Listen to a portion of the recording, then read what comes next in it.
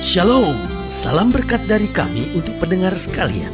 Saat ini pendengar akan diberkati dengan program Hari Ini Harinya Tuhan bagian yang ke-8. Sebuah program rohani tentang doktrin Alkitab yang menolong kita untuk semakin tertanam dalam kebenaran firman dan bertumbuh dalam kemuliaan. Bersama hambanya, Pendeta Gilbert Lumendo, STH. Banyak orang merasa doktrin Alkitab sebagai sesuatu yang membingungkan. Tetapi tahukah saudara bahwa doktrin Alkitab intinya adalah memahami Alkitab dengan benar, dengan pemahaman yang sistematis, sehingga kita terus dapat tertanam di dalam kebenaran firman, sehingga kita terus bertumbuh di dalam kemuliaan Allah. Buka hati saudara sekalian untuk menerima berkat-berkat firman-Nya hari ini. Hidup ini akan menjadi sangat indah jika kita mau memegang janji-janji Tuhan dalam hidup kita. Kalau saudara bertanya, lu kenapa begitu pendeta? Yang pertama saya pelajari, karena janji Tuhan memberikan ide-ide dan semangat yang indah dalam hidup ini. Tahukah saudara, orang kalau pegang janji Tuhan, hidupnya itu tidak akan pernah, orang sekarang bilang tidak pernah mati gaya. Artinya gini, selalu ada ide-ide baru, selalu ada semangat-semangat yang segar gitu dalam hidupnya. Orang kalau nggak berpegang pada janji Tuhan, cepat putus asanya, cepat kecewanya, cepat buntunya, cepat pusingnya, cepat stresnya, saudara-saudara, cepat menyerahnya. Tapi orang kalau berpegang janji Tuhan, ada saja ide-ide baru. Karena janji Tuhan penuh dengan ide-ide segar dan memberikan dorongan semangat yang kuat dalam hidup kita. Ada banyak orang sebetulnya bukan masalahnya terlalu berat, tapi semangatnya sudah mati. Bukan persoalan yang terlalu rumit, tapi memang semangatnya udah gak ada. Semangat untuk menyelesaikan untuk persoalan-persoalannya, semangat untuk bangkit, semangat untuk kuat menghadapi segala tantangan hidup, semangat untuk memulai sesuatu yang baru, itu memang udah gak ada. Nah, itu pentingnya janji Tuhan, karena janji Tuhan selalu memberikan dorongan pengharapan buat kita, sehingga orang yang berpegang pada janji Tuhan itu selalu akan punya ide-ide yang segar dan akan punya semangat yang bernyala-nyala. Haleluya. Yang kedua, mengapa hidup akan jadi sangat indah jika kita megang janji Tuhan? Karena janji Tuhan itu menenteramkan jiwa, saudara-saudara. Oh haleluya. Saya percaya betul janji Tuhan ini menenteramkan jiwa kita. Artinya apa? Kita kalau berpegang pada janji Tuhan, ini mau manas-manasin kita, ini mau ngomongin ini tentang kita, ini mau fitnah ini tentang kita, ini mau berkhianat begini tentang kita, kita tentram jiwa kita. Kenapa? Karena kita tahu bahwa janji Tuhan itu jelas buat kita, bahwa di balik segalanya Allah turut bekerja dalam mendatangkan kebaikan bagi setiap orang yang mengasihi Dia. Dunia ini penuh dengan orang-orang yang emosi, dunia ini penuh dengan orang-orang yang kecewa, dunia ini penuh dengan orang-orang yang stres, dan repotnya ditambahnya dengan apa? Orang-orangnya suka manas-manasin, sehingga hancur dunia ini, panas dunia ini. Nah, hidup Kristen indahnya kalau kita pegang janji Tuhan, jiwa kita tentram. Orang datang ngomong begini, orang datang bawa kabar negatif gini, kita pandang Tuhan aja, kita tenang aja, karena kita tahu pembela kita Tuhan yang tidak pernah mengecewakan kita. Haleluya. Yang ketiga saya pelajari, kenapa janji Tuhan membuat hidup kita sangat indah? Karena janji Tuhan memberi keberanian buat kita dan membuang segala ketakutan kita. Jadi saudara gue yang kasih dalam Tuhan, orang kalau memegang janji Tuhan, segala ketakutannya lenyap. Dia bukan nekat, tapi punya keberanian tersendiri. Karena dia jelas percaya sesuai dengan iman akan jadi pada kita.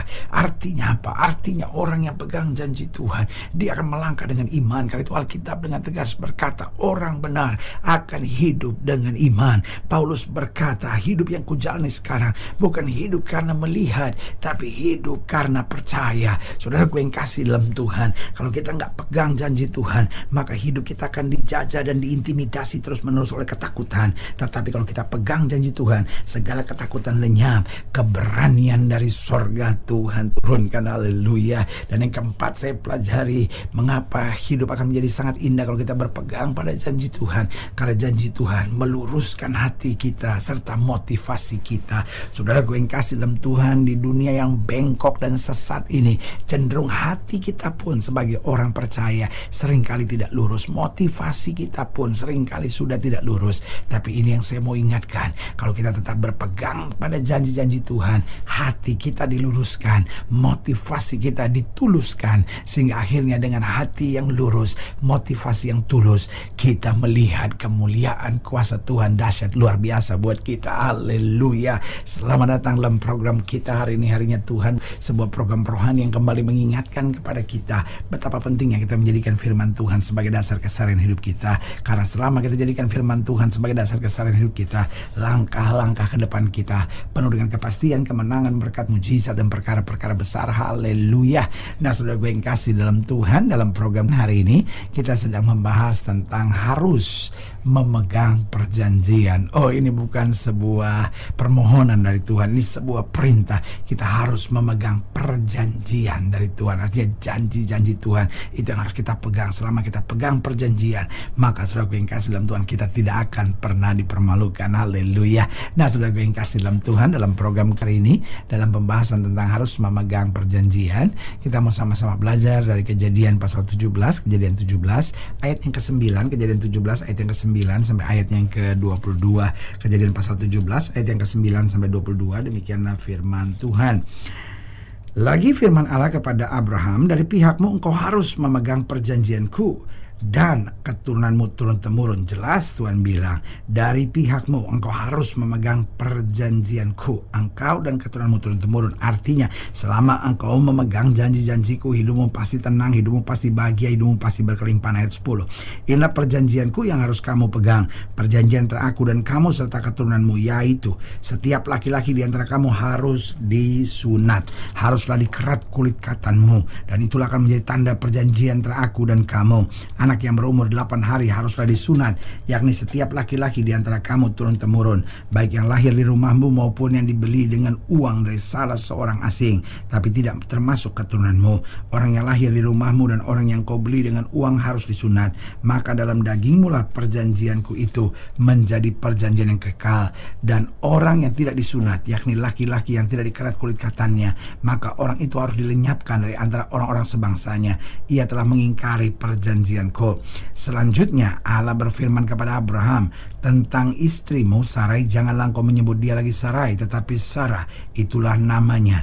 Aku akan memberkatinya, dan daripadanya juga aku akan memberikan kepadamu seorang anak laki-laki. Bahkan aku akan memberkatinya sehingga ia menjadi ibu bangsa-bangsa. Raja-raja bangsa-bangsa akan lahir daripadanya. Lalu tertunduklah Abraham dan tertawa, serta berkata dalam hatinya, mungkinkah bagi seorang yang berumur 100 tahun dilahirkan seorang anak, dan mungkinkah Sarah yang telah berumur 90 tahun itu melahirkan seorang anak? Dan Abraham berkata kepada Allah, sekiranya Ismail diperkenankan hidup di hadapanmu. Tetapi Allah berfirman, tidak, melainkan istrimu Sarah lah yang akan melahirkan anak laki-laki bagimu, dan engkau akan menamai dia Ishak, dan aku akan mengadakan perjanjianku dengan dia menjadi perjanjian yang kekal untuk keturunannya. Tentang Ismail, aku telah mendengarkan permintaanmu. Ia akan kuberkati, kubuat beranak cucu dan sangat banyak. Ia akan memperanakan 12 raja, dan aku akan membuatnya menjadi bangsa yang besar. Tapi perjanjianku akan kuadakan dengan Ishak. Ia akan dilahirkan Sarah bagimu tahun yang akan datang. Pada waktu seperti ini juga, setelah selesai berfirman kepada Abraham, naiklah Allah meninggalkan Abraham. Saudaraku yang kasih dalam Tuhan, syaratnya cuma sederhana. Tuhan juga tahu bahwa Abraham sudah pernah gagal, tetapi syaratnya sederhana, harus memegang perjanjian. Saudaraku yang kekasih dalam Tuhan, pertanyaannya, mengapa kita harus memegang perjanjian Tuhan? Saya pelajari betul, jika kita memegang perjanjian Tuhan dalam hidup kita, maka kita otomatis jadi sabar dalam keseharian kita. Persoalannya kita terlalu emosian, kita nggak bisa sabar, kita apa-apa mau buru-buru, akhirnya kita cenderung mengandalkan kekuatan sendiri. Tapi kalau kita ngerti perjanjian Tuhan, kita belajar sabar, kita belajar tenang, kita belajar menguasai diri, dan akhirnya kita tidak lagi mengandalkan kekuatan kita sendiri, karena kita tahu kekuatan kita terbatas, tapi kita andalkan Tuhan dan kuasanya. Dan di situ kita melihat karya tak terbatas agung dari Allah akan bekerja dahsyat dalam hidup kita. Haleluya. Jadi jelas, jika kita memegang perjanjian Tuhan, yang pertama kita jadi sabar dalam keseharian kita, kita jadi tenang, kita jadi mampu menguasai diri. Yang kedua, jika kita memegang perjanjian Tuhan dalam hidup kita, kita akan jadi kuat dalam tantangan-tantangan kita. Loh, kita tahu kok Tuhan sudah berjanji buat kita kok. Kita tahu kok bahwa kita nggak akan dipermalukan. Kita tahu kok satu utas rambut kita tidak akan jatuh ke tanah. Kita tahu kok air mata kita ditampung dalam kirbatnya Tuhan. Waktu kita mengerti betul betul perjanjian-perjanjian Tuhan. Tidak akan kita pernah menyerah untuk apapun. Itu sebabnya Daud berdiri tegar di depan Goliat dan berkata, engkau boleh mendatangi aku dengan pedang, tombak, dan lembing, tapi aku datangi engkau dengan nama Tuhan semesta alam. Saudaraku, kenapa Daud begitu berani dan kuat? Jawabannya, dia pegang perjanjian Tuhan dan dia tahu Tuhan tidak akan pernah mengecewakannya. Haleluya. Yang ketiga, saya pelajari kenapa kita perlu memegang perjanjian Tuhan. Yang pertama, karena kalau kita memegang perjanjian Tuhan, kita jadi sabar dalam keseharian kita. Yang kedua, kita jadi kuat dalam tantangan-tantangan hidup kita. Yang ketiga, kita akan selalu bersuka cita untuk segala situasi. Kenapa? Karena kita tahu dalam perjanjian Tuhan bahwa kita pasti akan naik dan tidak turun. Kita akan menjadi kepala dan tidak menjadi ekor, sehingga di segala keadaan kita dapat bersuka cita. Dan kita tahu persis bahwa sukacita adalah kehendak Tuhan. Sukacita adalah obat yang manjur untuk hidup kita, dan sukacita membuka pintu-pintu yang tertutup dalam kehidupan kita. Haleluya. Dan yang keempat, yang terakhir, jika kita memegang perjanjian Tuhan, maka kita akan menjadi orang-orang yang diberkati dalam segala yang kita kerjakan. Oh, saudaraku yang kasih dalam Tuhan, makanya Alkitab dengan tegas berkata, kalau kamu tidak miring ke kiri maupun miring ke kanan, artinya pegang teguh perjanjian, kamu tidak akan turun tapi naik. Kamu tidak akan jadi ekor, tapi kamu akan jadi kepala. Artinya kita akan menjadi orang yang diberkati Tuhan dengan segala yang kita kerjakan. Apa saja yang diperbuatnya, kata Alkitab, berhasil.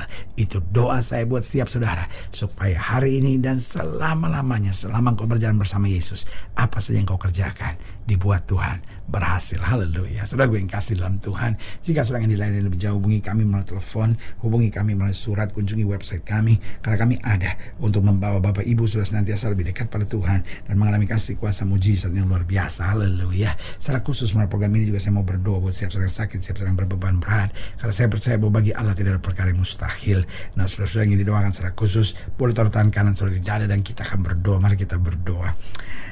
Bapa, dalam nama Yesus, hamba doa buat yang sakit, hamba doa buat yang berbeban berat, hamba doa untuk setiap mereka yang sedang menghadapi masa-masa yang sukar, karena hamba percaya bagi Allah tidak ada perkara yang mustahil. Bapa, secara khusus hamba doa buat mereka yang tangan kanannya di dada, di dalam nama Yesus Tuhan jamah. Yang sakit Tuhan sembuhkan, yang lemah Tuhan kuatkan, yang susah Tuhan hiburkan, yang jatuh Tuhan angkat, sehingga hari-hari yang penuh kemenangan boleh berlaku. Secara khusus hamba doa buat mereka yang tangan kanannya di dada, di dalam nama Yesus Tuhan jamah. Anugerah kekuatan berkat boleh terjadi, sehingga kami tetap memegang perjanjian Tuhan. Kami menjadi sabar, kami kuat, kami bersuka cita, dan kami melihat berkat-berkat Tuhan dinyatakan. Di dalam nama Yesus kami berdoa. Haleluya. Amin. Saudara gue yang kasih dalam Tuhan, kita sudah berdoa. Ingat, Allah tidak pernah lalai menepati janjinya. Inilah saatnya buat kita untuk bangkit, bersemangat, bersuka cita dalam menghadapi segala perkara. Karena kita tahu Yesus hidup, Yesus berkuasa, dan selalu menyediakan yang terbaik buat anak-anaknya. Doa saya menyertai saudara. Sampai berjumpa pada program berikut, dan jangan lupa, jadikan hari ini harinya Tuhan. Haleluya.